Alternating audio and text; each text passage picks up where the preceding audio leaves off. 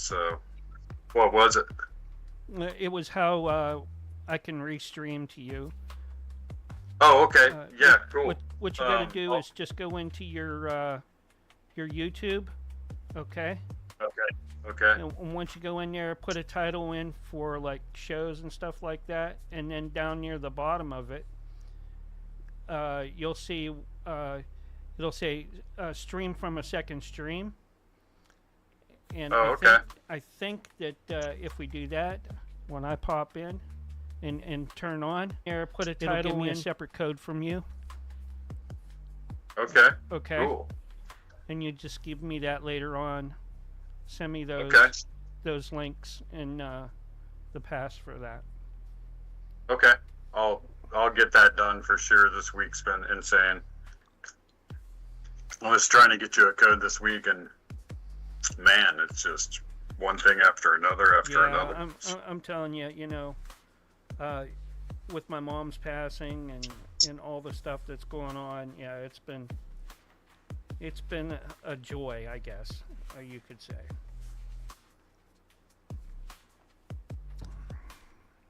I hear you there.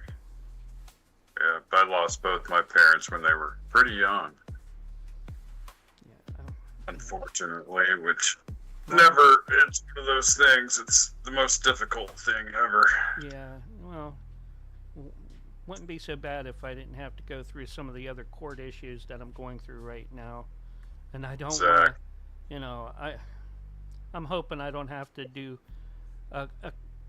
that plus a court is, problem in another state. Right. I'm trying to stay away from that. Right. But we'll see. Nothing ever. You know how life is.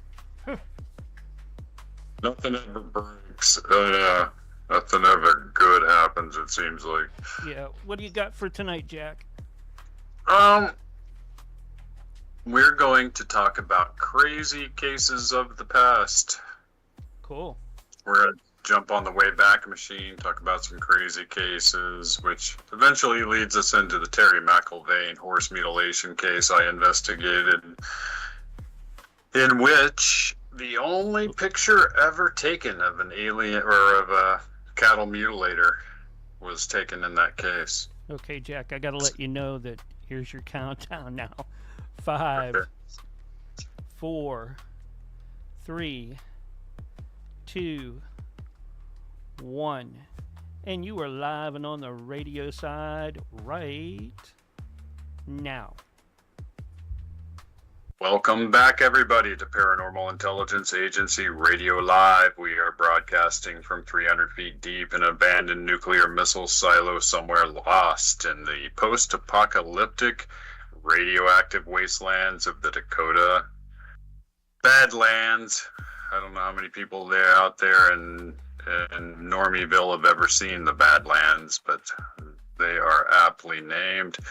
And I am joined, as always, by the paranormal crime fighting duo, Daisy and the Sundance Kid. They have been busy this week fighting crime, and I've been busy this week keeping the wolves at bay, seems like. But hey, that's life on the Great Space Roller Coaster. Been thinking about changing the name of the show to the Great Space Roller Coaster, because we're kind of covering more than just the paranormal, but that's okay. What do you think, Mark? I don't know. That could be trademarked. We'll have to check it out. Yeah, we'll have to see if somebody else has done that. I don't know. But if so, we'll come up with an even better name. So there. This week's been insane. For those of you that follow the show, you know that we're at a spot where the cyber prophecies have led us into the crypto and precious metals markets, and that's a stage where really silver is said to, or predicted to, become unobtainium. that precious metal that you won't be able to obtain anymore. We'll have to see how all that plays out. If the prophecies are true, that stems mainly from the original Alta reports produced by the Webbot. Since then, the Webbot sort of has merged with elements of Vedic astrology and the Schumann resonance indicator and things like that. So that all kind of coalesces into the cyber prophecies, as I like to refer to them. That is cool. It's a cool name for what we're dealing with, which are predictions generated largely by the collective psychic will, for lack of a better term, of the human species. So, and that's kind of a show of, in and of itself, how the Webbot works and why it's, those original Alta reports are really what we have because of the amount of contamination that goes on these days with AI bots, things like that online. It makes it really difficult for the Webbot algorithms to generate new, interesting forms of, messages for us to like. So, but for those of you who have been following the markets along with me, you'll know that the crypto markets are sort of languishing. They never really recovered from the October 10th event that I talked about on my episode of The Man in the High Castle. Whoever that was, it could have been the CIA, it could have been NSA, it could have been any number of foreign elements.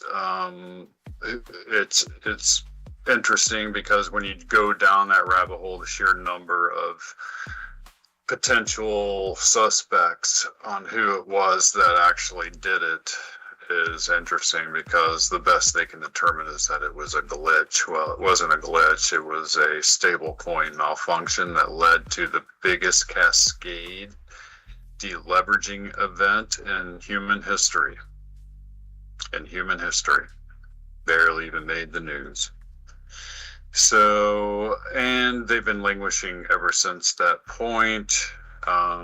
You'll know that the precious metal trade has been crazy. Silver is currently at about $82.60 as I sit here, and gold's over 5,000 an ounce. My own personal opinion, I wouldn't be afraid to buy silver here. I think it's, the Webbot's probably correct, and although it's been to a high of 120 over the past month and a half or something like that, it went through a one-day event that was a 30% sell-off, and that's the manipulation of the bankers that really have everything at stake in the silver trade. So, it will take a little bit of time, but the physical reality of the shortages of the metal will catch up with the paper, with the derivatives market, and when it does, it'll be lights out for those guys. They can run, but they can't hide at this stage. And there's a lot of banksters out there in the world. If you're a banker, I hope you're hearing this, because I hope you don't sleep at night. But there's a lot of banksters out in the world that aren't sleeping at night these days, and that's a good thing, right? Because that's part of the old power structure that's ultimately controlled, if we follow the paranormal aspects of our reality matrix, ultimately controlled by what appears to be certain nefarious elements that they themselves are ultimately controlled by a non-human intelligence, which is intent on keeping the human race enslaved. And that's really the way it is. So, we're in the process of all of that the old shackles sort of falling off, and the banks are a big part of that. If you follow the crypto news, you'll know the Clarity Act is the big thing right now. The banks are fighting tooth and nail to keep the Clarity Act from passing in any form in which crypto can pay interest to the people that hold it. The banks see that really as an existential threat to their existence, and it is. So, blockchain technology itself is an existential threat to banking, because banking is based on an ancient form of what we refer to in my world as Babylonian money magic, and that's a real thing. And it's an evil thing. And it has brought many a human being to ruin. Because of its design and because of how it's designed. And, as we move forward through the upswing of the Kali Yuga, really those shadows will begin to creep back and become smaller and smaller in our matrix, and things will begin to bloom again, hopefully for the human species. We're going through absolute total chaos right now. The turbulence that we're having in our matrix reality is beyond anything that should be tolerable. And we're being, subjected to it daily. So, the silver trade, just to let you know, personally speaking, and I don't give financial advice, but it is extremely volatile. You don't have the stomach for the biggest roller coaster probably in human history, then don't get on the ride.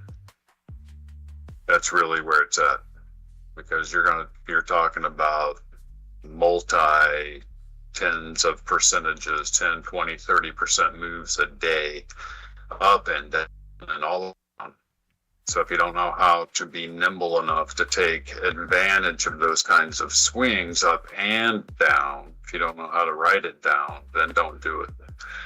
I would just buy some physical metal, set it aside, and wake up in about 2 years from a long nap and cash it in. That's what I would do. So, but many of us out there in my world don't have that kind of patience or time, and we like to traverse the actual ups and downs of the market, and that's what I try to do. So you have to remember long-term price targets for crypto are still in place, even from some of the major financial institutions, even after this major downtrend that we've been experiencing. And some of those targets are as high as, 40,000 on Ethereum by 2030, 150,000 on Bitcoin, maybe by the end of 2026. That kind of stuff. So you're talking about revisiting the high and then going up another 20,000 from there. So, they're extremely volatile, and it's not for everyone. A lot of people out there, I have a family member included that invest in crypto, and the volatility just makes them sick. But they know long term, there's a high probability of some sort of decent payoff on it. So, but tonight's show, or our main topic, I thought we would talk about crazy case files of the Paranormal Intelligence Agency. The crazy cases of the past. There's a lot of them, and I thought we'd kind of go through, touch on a few of them, maybe try to ascertain what, if anything, of value was derived from findings of those cases, and sort of see what kind of rabbit hole that takes us down. Ultimately, it leads us into probably the seminal case of my career, which was the Terry McIlvaine horse mutilation case of 2 prize Palomino horses in Tennessee, and it was the only known case whereby a photograph of the cattle mutilators was actually taken. Not kidding. Not a joke. Actual photograph of what it did to these 2 beautiful horses, or who did it to these beautiful horses. And it's interesting because that night, McIlvaine's field, he had security cameras rigged up, and they were night vision and high quality. So we'll get to that. That's a fascinating case. And it actually led me into the writing of Paranormal Planet, my first real book on the paranormal out there. And I actually have that photograph in my book for people out there that are interested in reading. There are still people who read books. That's amazing to me that that's the case. But it is, even within the world of AI, people still buy books, which is hopefully will remain the case. Who knows how long that'll happen. That could upend the entire book market to the point where it just doesn't exist anymore. Along with so many other industries, you know, AI will get us a lot, but we're gonna have to sacrifice a lot too for it. So,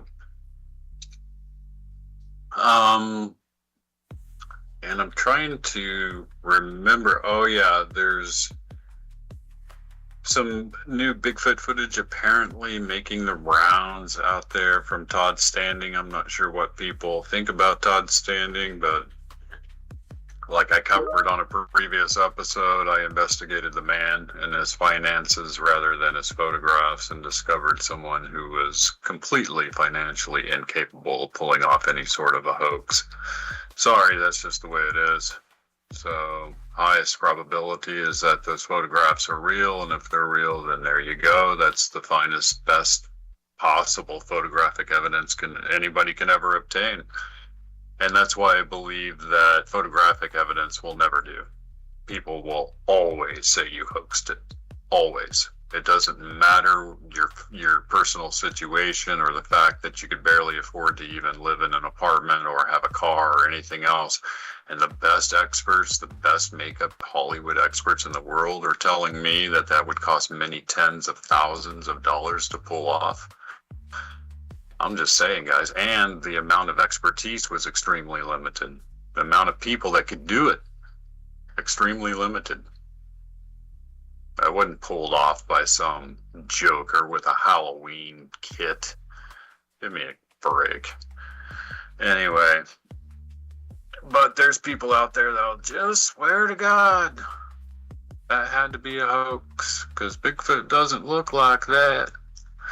You know, and those people don't know what they're talking about.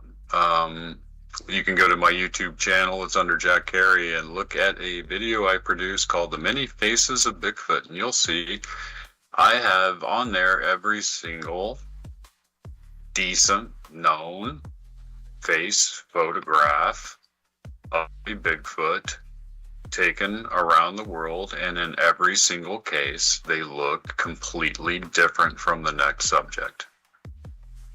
Please explain that one to me, because you know, many of us do not comprehend that. The truth is that in the field, when we were out there, we discovered that their faces vary as widely as humans. There is a very wide genetic variation in the species. And before I forget it, a shout out to my man in the field, Robert Kreider, who I'd like to have back on the show pretty soon. He's extremely busy. I mean, he's doing the best work right now in Bigfooting. He's actually got live cameras planted that are camouflaged well enough to trick a Bigfoot. And because he's a master at camouflaging things, and it's getting good intel. Even a roar occurred just the other day, and boy, was it something to hear. Listen to that roar and tell me that was made by anything other than a Bigfoot. Like what? A lion?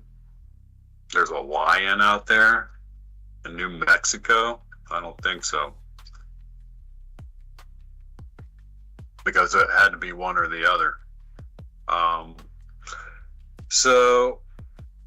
But the Bigfoot world is still in large disarray. I don't encourage participating in Bigfoot communities or Facebook pages or things like that because of the amount of vitriol that is present.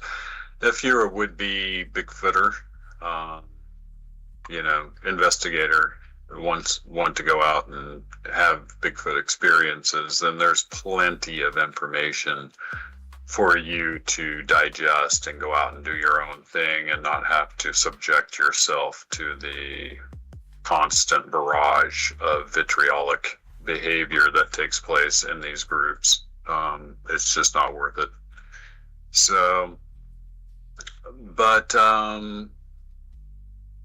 so tonight's show, and our crazy cases of the past, we're going to talk about the run-in with the BEK. We're going to talk about the run-in or the case of the Night Stalker that actually almost killed a indigenous woman on reservation land in New Mexico. We'll talk about the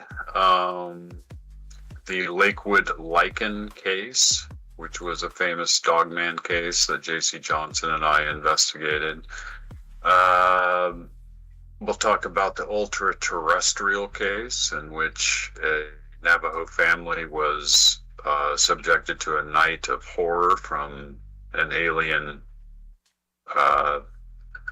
event on their property, and how that led to the hitchhiker effect of us running into a black-eyed kid on that same land, and how that really derailed the entire investigation.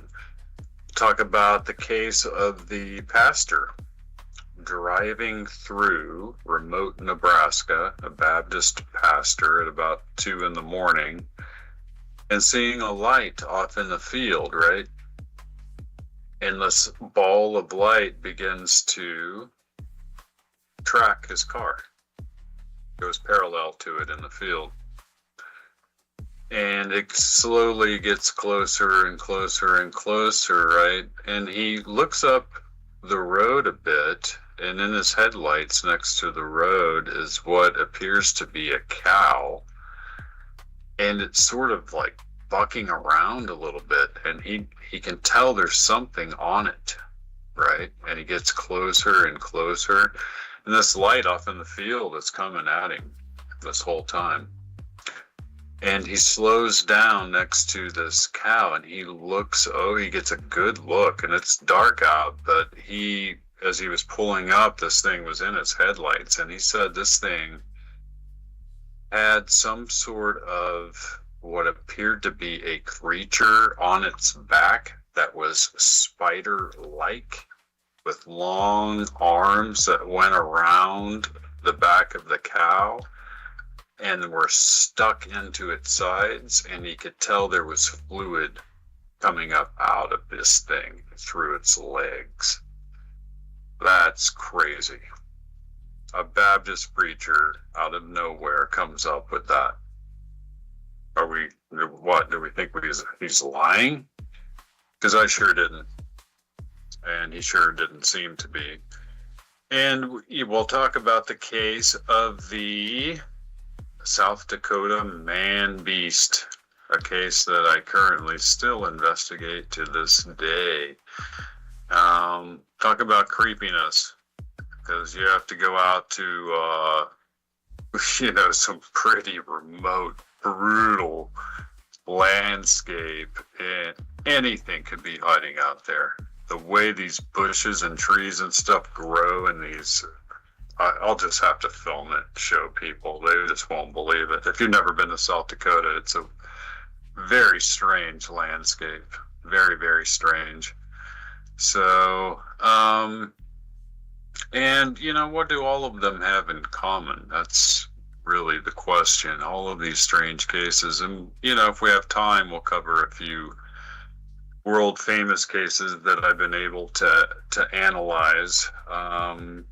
And we can even, hopefully, if we have time, we'll talk about the case of the alien mummies in Peru, because I had a front row seat for that whole thing through Gaia, who I was doing work with at the time. A team from Gaia was some of the first people to actually go down and examine the mummies with the scientific team, and we'll cover what they found. Were those really alien mummies? Because the Peruvian government wants everyone to believe that they're somehow a hoax. And,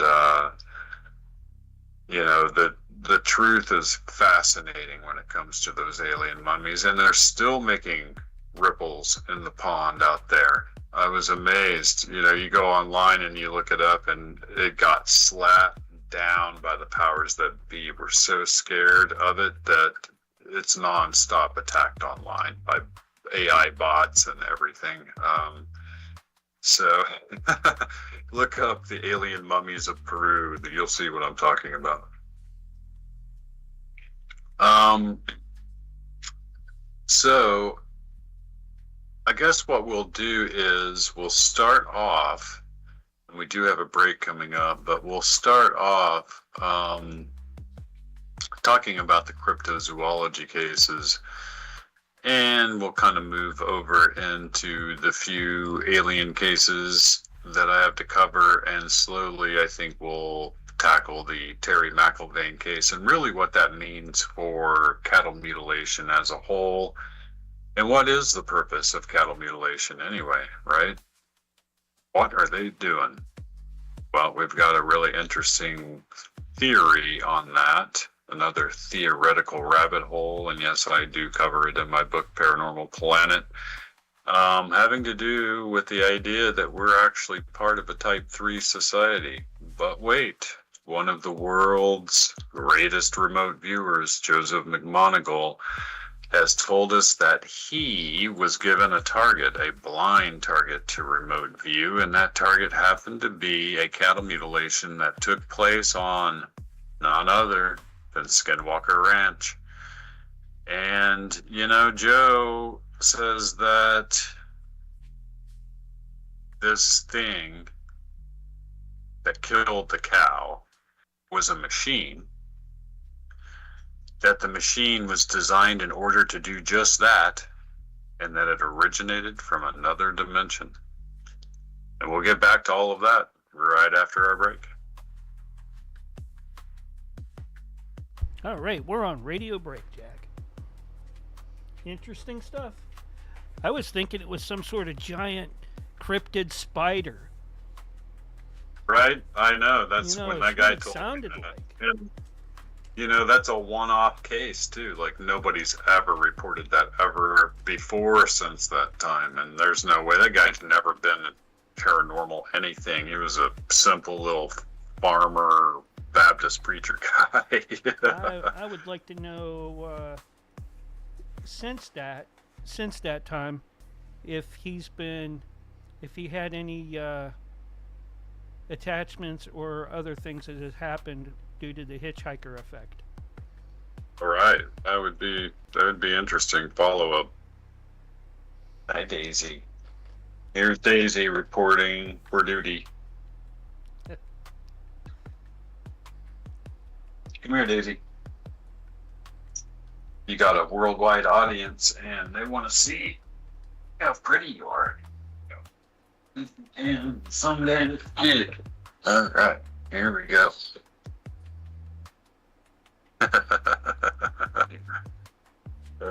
Uh-oh, you turned the camera off, Daisy. Hang on a minute. I got a space dog here. Here we go. Space dog. Space puppy. Oh, she's such a good girl. Look at her. Uh-oh. There went your camera, Jack.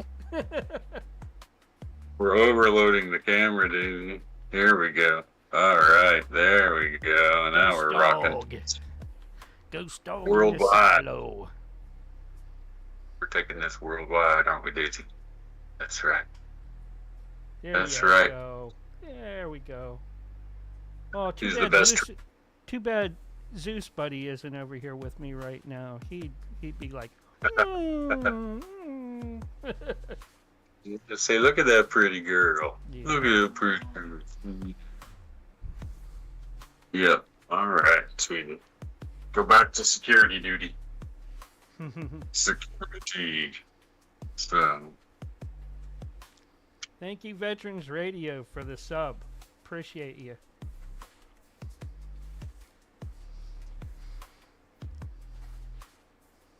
Sub. Yep. All subs on my stream go to Operation Phantom Support, nonprofit that helps veterans, active duty, and also first responders. So thank you very much on our behalf. Yeah, that's great. And I know Veterans Radio is a Canadian veteran himself, so. That's fantastic. I support all vets, and I'm a vet myself, so. Yep.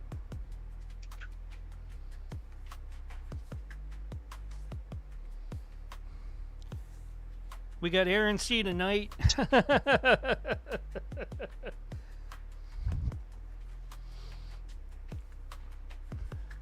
What more could you ask for? This is what's left from what we do, you know. Right. You know.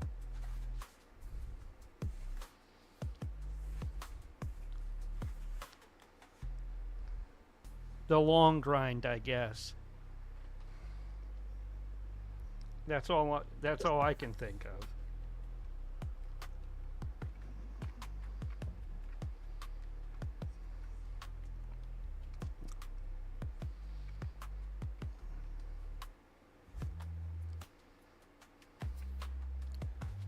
It's going to be another long week. I am, by the way, the featured artist for the East Bank Art Gallery in March here in Sioux Falls. You're going to be the featured artist?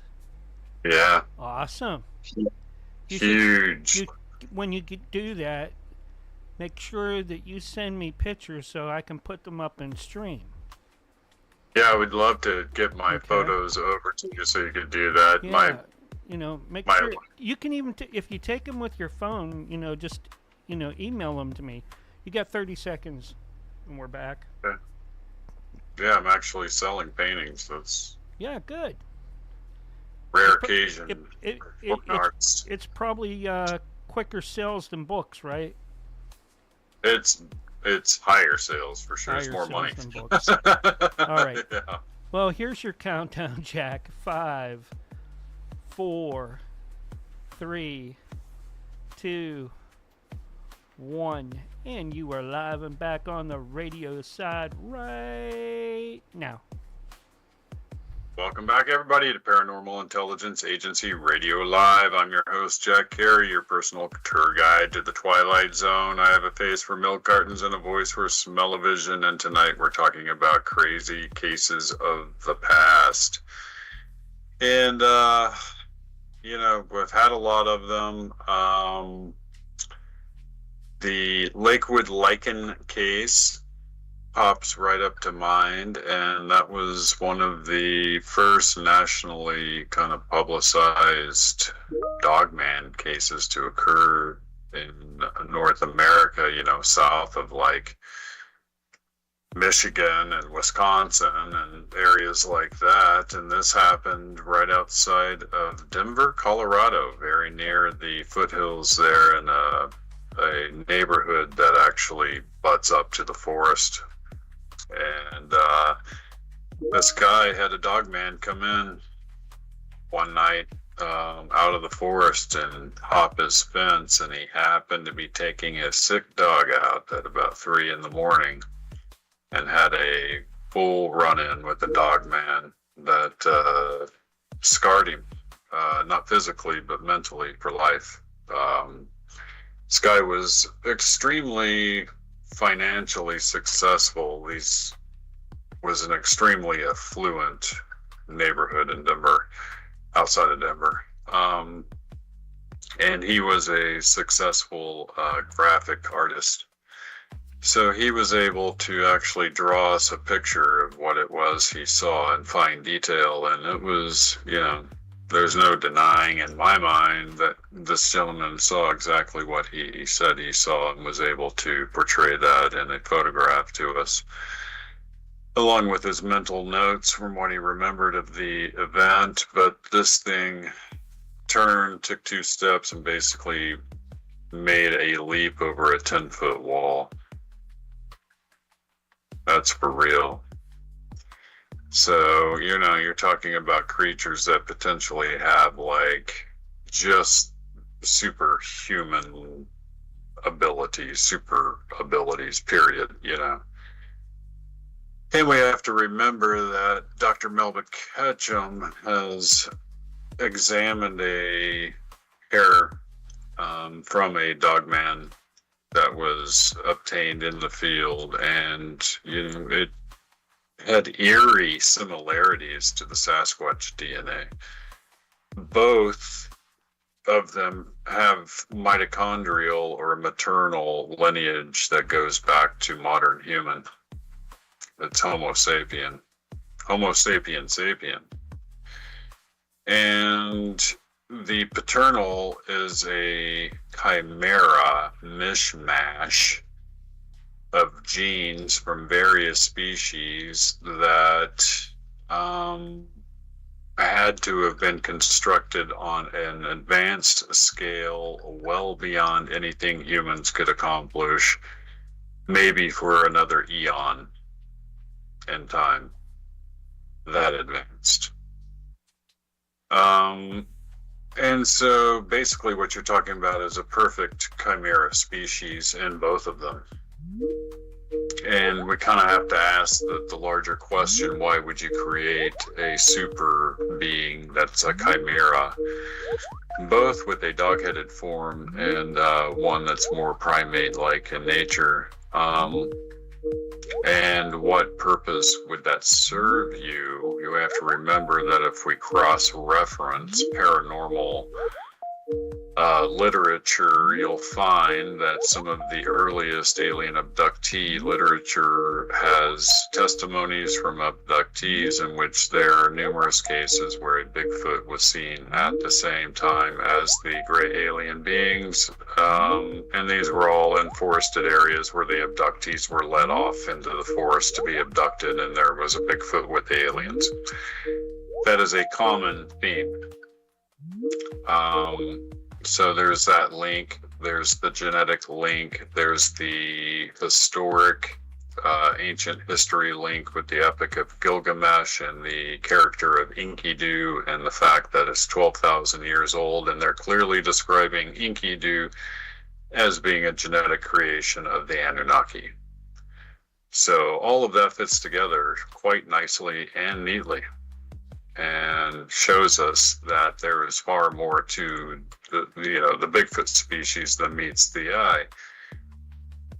When it comes to Bigfoot, Dogman, the same thing applies. You have people like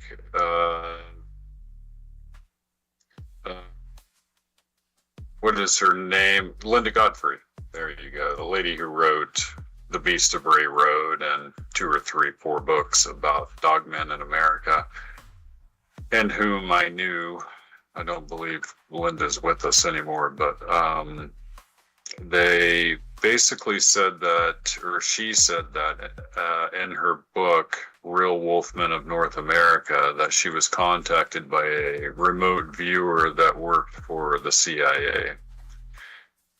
The man was able to provide correspondence, documents, what have you, to her, and she was, you have to remember, an actual journalist. She was a newspaper reporter, so she knew how to look at documents and verify that they were what people said they were. And she verified that this person was who they said they were, and this gentleman relayed to her that they had targeted the dogman species, and they were able to determine that these things appeared to have been created by an alien species.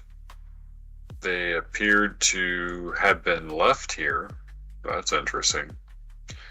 They also appeared to possess some kind of alien technology in the form of these like black spheres that they carried around, and they could like touch these spheres at a certain point or whatever, and it would generate a wormhole doorway to somewhere else on the planet. It's probably somewhat localized, you know, like kind of like the UFOs that create a bubble that where they can bend space and time within a localized bubble. It's probably something similar to that.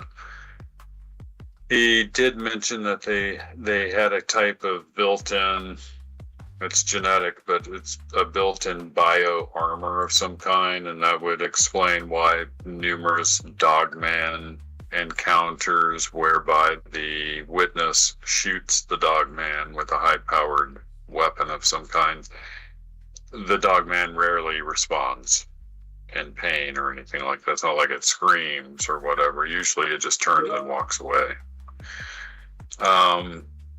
And, you know, we have the testimony of the farmer from the farm on Bray Road. He planted cameras in his field, hoping to get a picture of the dogman he saw 2 or 3 times on his property. He had cattle mutilations occur, right? All of this is occurring in the same spot.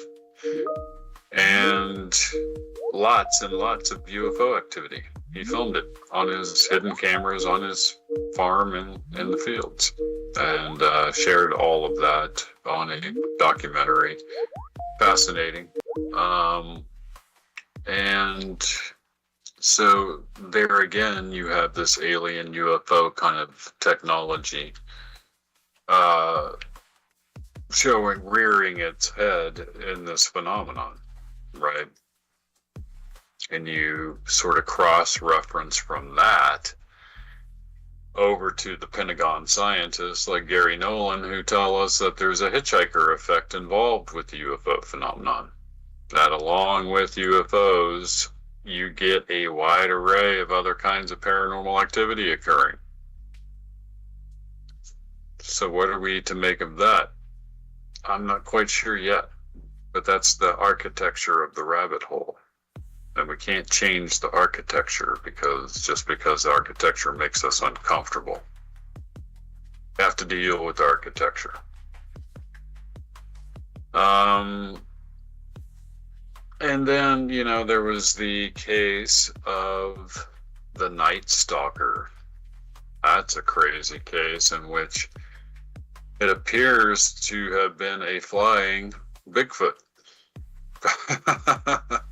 People already think you're crazy, and then you bring up the Night Stalker case. But what if I told you that we took like the best Navajo tracker that anybody had any knowledge of, you know, on this case, and this guy determined that whatever it was landing in the field. It wasn't walking into it. It was landing in the field next to this lady's house, and one night ripped the entire air conditioning system out of the window in an attempt to get to her. Left huge claw marks on the side of her, you know, house. And the prints were classic Bigfoot prints. But she got a good look at it. And she told us very privately that this thing had a gargoyle face. Imagine that nightmare. Ripping your air conditioner out of the window on a hot summer night, trying to snatch you out of your bed, because that's what she dealt with. And it was a problem we could never get to stop. She had to literally move to another location in another town to get away from it. So Um, then there was the ultra-terrestrial case.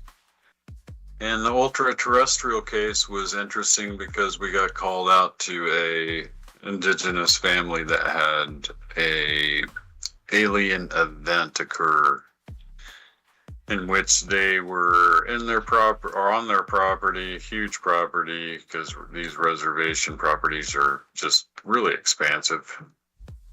And they were at the base of like a huge mesa, and they were in their ritual Hogan structure one night, sharing family time, and the whole structure began to kind of vibrate.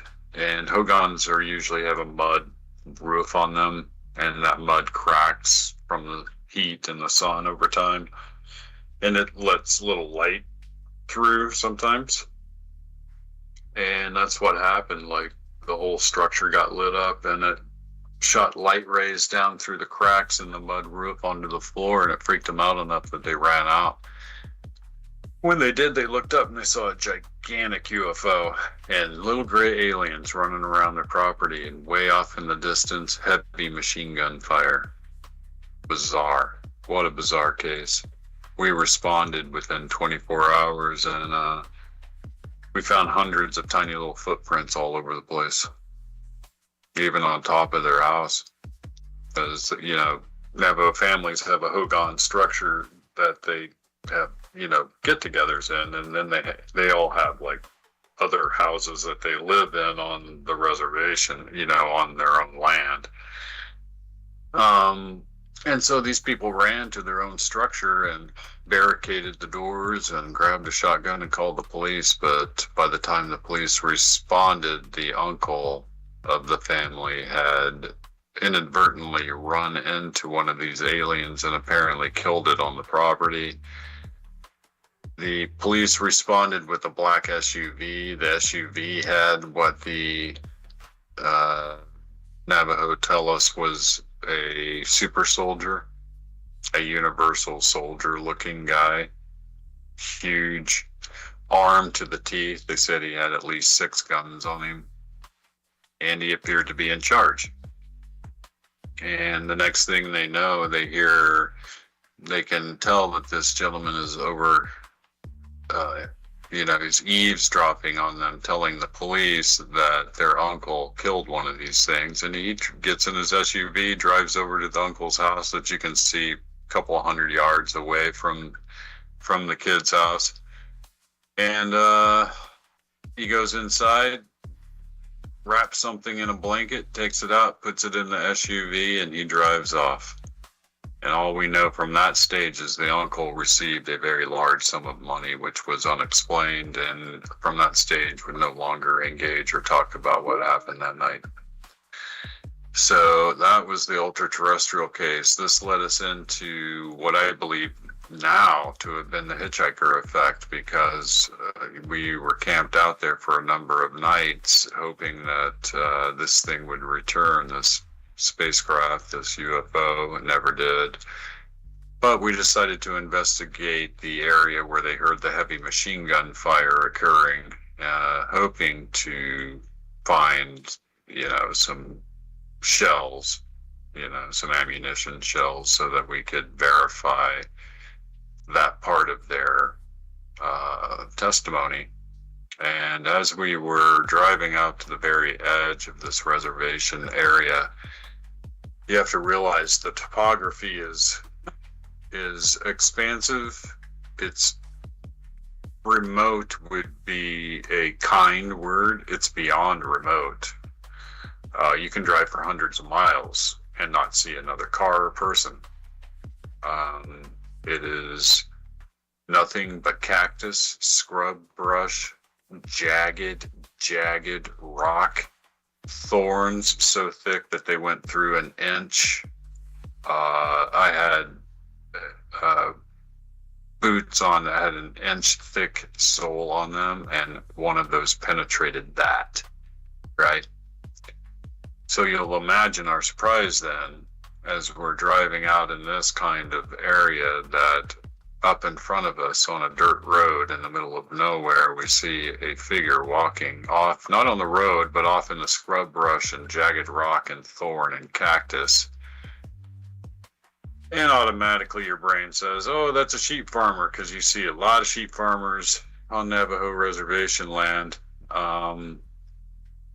And so that's what we expected. No, we got closer and closer, and we could tell this was a young female. And out here, and she appeared to be wearing a dress, high heel shoes. And that's somebody that's going to die, period. You're not going to make it to anywhere you're walking to out there in that heat with no water, no backpack, nothing. You're going to die. And so we pulled up to offer assistance, and I noticed that she's wearing one of those old, like 80s, like Guess, like jean dresses. And it is kind of tattered and torn some, and she's wearing 6-inch thick cork high heels, and she's walking off in this scraggly like scrub brush and cactus and rock and stuff, right? And she's got her head down, and she's looking at the road as we pull up, side of the road, and we pull up. JC rolls his window down, and I'm sitting right next to him looking out the window, and she looks up at us, and her eyes are completely black as the night, no white at all, and her face was perfect, like she had just walked out of some kind of beauty salon, right? Makeup perfect, hair perfect, clothes tattered and torn, like she'd been sleeping in a ditch for months. And JC, just as an automatic response, said, "Ma'am, are you okay? Can we help you?" And she's looking at us, and she just all of a sudden gets the most evil grin anybody ever saw on her face. And she looks us dead in the eye, and she says, "I've got everything I need." And as soon as she did that, it was like a wall of energy hit us. It was instantaneous, involuntary projectile vomiting. It was paralyzing, and the best that could be done at the time was that the driver, who was one of the family members of the Navajo family all this occurred to, just punched the gas, and we hauled out of there, right? And we make it a few miles down the road before JC and I are just like, "You've got to let us get out and get some air and stand up." And we had left her a little far in the distance. And I get out of the car, and I'm kind of hunched over, bent down on my knees, just trying to catch my breath. And I look up, and here's that girl, I swear to God, just down the road walking towards us. Unbelievable. Inhuman speed. Unbelievable. I would never have believed it if I hadn't seen it.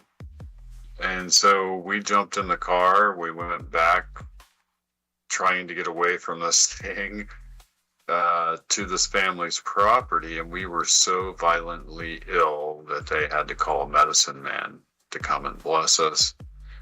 We barely could drive back to Colorado from New Mexico. And once I got back home in Evergreen, Colorado, I literally vomited black vomit for an entire week. I thought I was going to die. And it fried J.C. Johnson's brain, something he openly talked about many times, to the point where it really messed with his functioning. And now we know that many times in the hitchhiker effect, people are subjected to ionizing radiation. And it appears as though what we got was radiation poisoning from this thing. So, and I'm no stranger to radiation because I served on a nuclear submarine. I used to have to wear a device that told me how much radiation I got every single day. They tell me not to even go in the sunshine anymore. I glow in the dark. So, but that was a crazy, crazy case. What can I say? Barely survived it, and it was life-changing, and it was a true encounter with the hitchhiker effect. Hope to never have another one of those again, ever. If you could have experienced the sheer magnitude of how ill we got, it was really scary stuff. So, and then we had the case where we collected DNA from a Sasquatch, from the Sasquatch species, 2 different sites, 2 separate DNA deposits, separated by over 88 miles of brutal terrain, reported by 2 separate groups, and in each case, the groups were eyewitnesses to the DNA being left at the scene. Again, we were able to respond in less than 24 hours to both locations in the same day. And at both locations, we recovered vast amounts of Sasquatch DNA. Hair, blood, skin, we got it all. In one case, a creature was on a man's property and it knelt down next to this shack that had like 1 billion splinters sticking out of it. And when it stood up, it left over 1,000 hair strands. We collected all of them, over 1,000 of them. Second DNA site, we took Dr. Dyer from the University of New Mexico Gallup with us, a field biologist, and he was the executive director of the entire university to oversee the collection of the DNA. And in this case, it was a group of Navajos that were chopping wood, surprised a Bigfoot creature that took off running. The Bigfoot was looking behind it as it took off running, and so it smacked right into a 7-foot tree, broke the tree right in half, and when it did, it left blood, skin, and fur on the tree. And that was also collected, and all of that went into the Sasquatch Genome Project. And that's how we have the results even to this day.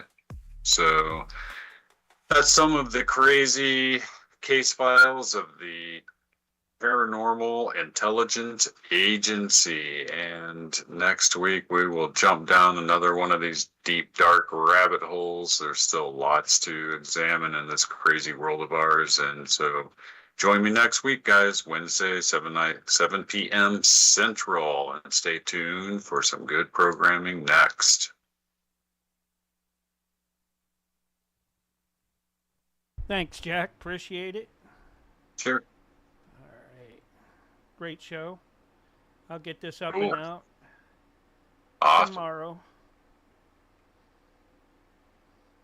Sounds like a plan, Stan. All right. I'll get that code to you ASAP. Sounds good. So, All right. I've got some stuff I got to go prepare for now. But I gotta check and see if Nancy's gonna have a live show tonight or not. So, take care, Jack, and catch up with you next week. Sir, thank you. Thank you. Uh-oh. That was Jack Carey. Let's see if the Vixen's Vault's going to have anything tonight live. If not, we're going to find out.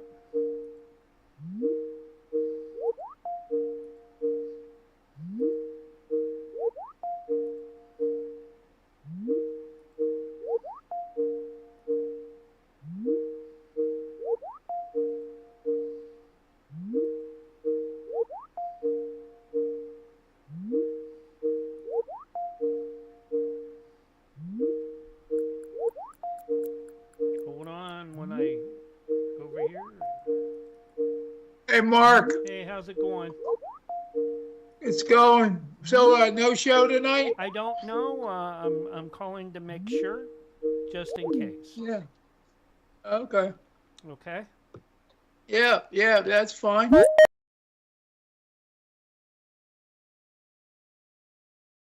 Okay, so it seems that Nancy Planeta is not going to be doing the Vixen's Vault. At least it doesn't seem that way. So I am going to be ending the show for the wonderful world of weirdness, and it will be changed over to my main channel on YouTube. Now on Rumble, we'll be continuing the live stream, and also on my main channel for YouTube, we'll be continuing the live stream there like we have been. But I'm going to do the Red Pill Nation Hangout on